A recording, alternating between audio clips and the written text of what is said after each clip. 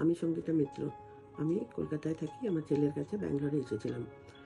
হঠাৎ আমার ভোর রাত্রির থেকে লেফট পায়ে প্রচণ্ড ব্যথা। আমি মুভমেন্টও করতে পারছিলাম না। সেই সময় কিছু বুঝতে না পেরে আমরা ফার্স্টে ফিজিও কল করি, কেন আমার আগেও আমি লাম্বার স্পন্ডোলাইসিসের পেশেন্ট।